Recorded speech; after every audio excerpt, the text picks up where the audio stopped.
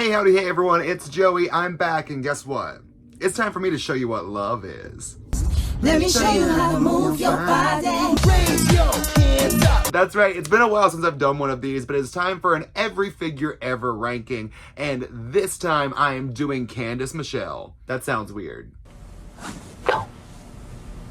Don't say that. That's right, from GoDaddy to the Diva Search to being the first ever Diva Search contestant to have a women's championship, Candice Michelle was and probably always is going to be that girl. Candice Michelle joined the WWE in 2004, right after competing in the 2004 WWE Diva Search. She was also gaining so much hype from being the GoDaddy.com commercial girl. Everybody wants to work in marketing. When you come to think about it, I don't really know if GoDaddy was that big of a deal, or maybe I just knew about it because I was a wrestling fan and they kept talking about the GoDaddy.com commercial for her. But in addition to being the first ever Diva Search contestant to win the women's championship, she lasted 5 years in the company until she was released in 2009. But during her tenure, she did manage to get 3 WWE action figures. They were all released in the Ruthless Aggression line.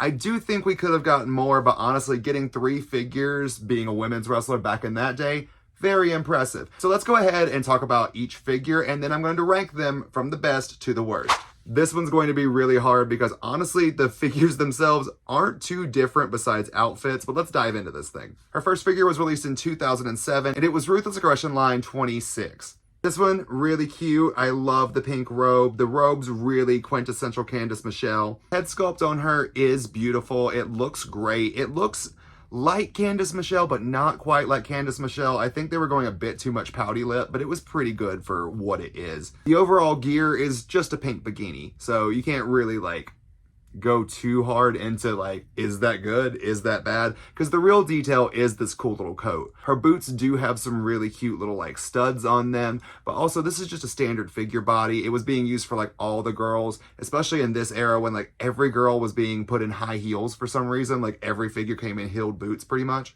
This one does capture the overall essence of Candice Michelle when she was first stepping into WWE, and more she was gaining prominence as an actual on-screen character, so I like this as an intro into her figure line. Her second figure came in Ruthless Aggression line number 29, and it is this little beauty. She is in her red gear. I absolutely love this gear. I, for the life of me, cannot remember exactly what match it's from, but I do remember this iconic photo shoot. I used to obsess over it as a kid because she looks so gorgeous. The figure does have that little painted on background, so it hides a little bit of the more scantily cladness of this look in real life, which I guess you have to because overall action figures are made statistically for children, even though I feel like more adults collect action figures than kids do. The figure keeps the same hair, but it does change the face up a little bit. I feel like the face got a little bit less detailed, to be honest. It looks like they made her cheeks skinnier overall, and I'm not sure what's going on there. It also removed her lipstick, which I think is treason, to be honest, on Candice Michelle. It's treason, then. But I do love the details. I love that this figure is not in the high heels, so that was a big, big plus. This one's just so gorgeous. I believe when I look at this, it captures the overall, this is Candice Michelle in the ring. This one's really giving me Candice, and it's also a look that's iconic for her, especially because it was featured in such a prominent photo shoot, and it's just moi. It's a chef's kiss of a figure. I love this one. Woo! Moving on to 2008, we got our last Candice Michelle figure, and it also came in the Ruthless Aggression line. This was series number 33, and honestly, I was just really glad they changed the box on this one. I need to look back into these series and see when they actually changed the box design, because when I looked back and saw that the first 2 figures pretty much came in the exact same box, I was like, this just didn't feel like it used to happen as much back in the day. I know it happens consistently now, but back in the day, I felt like we did get a lot, of variation when it came to figure boxes. I love this figure. It's got the same kind of, caved in a little bit face, and I don't care for that too much. But what I do love is I love the corset on this one. It's just this lovely little cerulean blue. Not turquoise, it's not lapis, it's actually cerulean.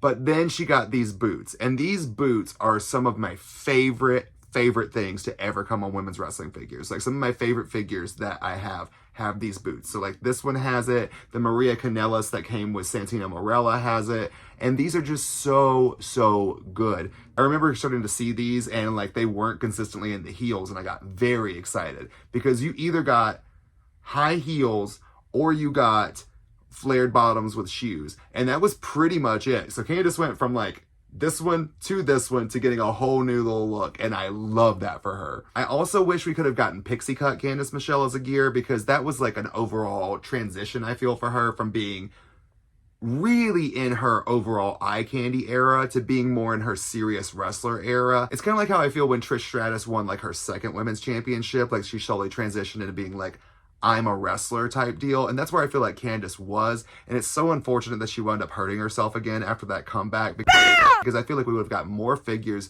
and more of an overall history from her. I know sometimes she can be a little problematic nowadays, but I do love Candice Michelle. The Playboy cover girl did so much in WWE, so I really would like to see more of her, more like cameos, more references, because she really was a pillar for that little era of women's wrestling, and I think it needs to be recognized a little bit more. So those are the figures, but where do I rank them? So I'm going to go from 3 to 1, 3 being my least favorite to number 1 being my most favorite. Number 3 is going to be the blue Candice Michelle. As much as I do love this figure and I love the fact that it comes with those boots, it just doesn't have that kind of iconicness to being like, this is specifically Candice Michelle as the other two figures do. It's a very good figure, but overall it's just not Candice. It's not Candice. Not Candice. It's not very Candice. It's not Candice enough. It's Candice adjacent.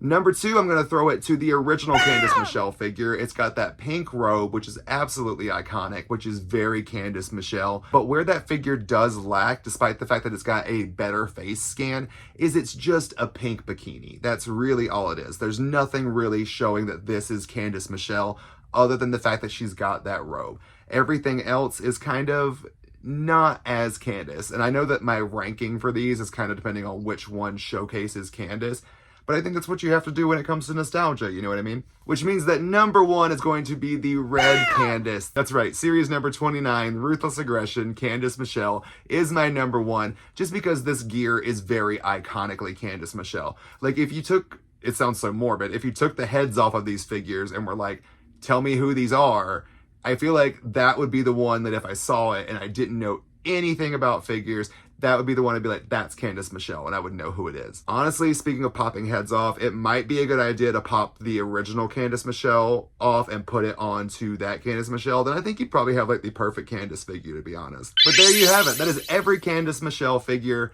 ranked. What did you think? Do you agree with my picks? And do you think that there should be more Candice Michelle figures? Because I do. Let me know which of her iconic looks you would love to see immortalized in a brand new figure, because honestly, Mattel needs to get up on making more of these divas. We would love to see it. As always, you can follow me across social media, and if you love women's wrestling as much as I do, be sure to check out the Golden Era podcast. It's streaming every single Friday right here on YouTube and wherever you get your podcast. I will see you next time for another figure ranking and more vlogs and more wrestling. Subscribe. If you haven't subscribed, do it. Ring the bell. Click the like button. It helps me out a lot because I'm doing a lot. But I love you all. Thank you so much and have a great one. I will see you on the next go around. Bye-bye.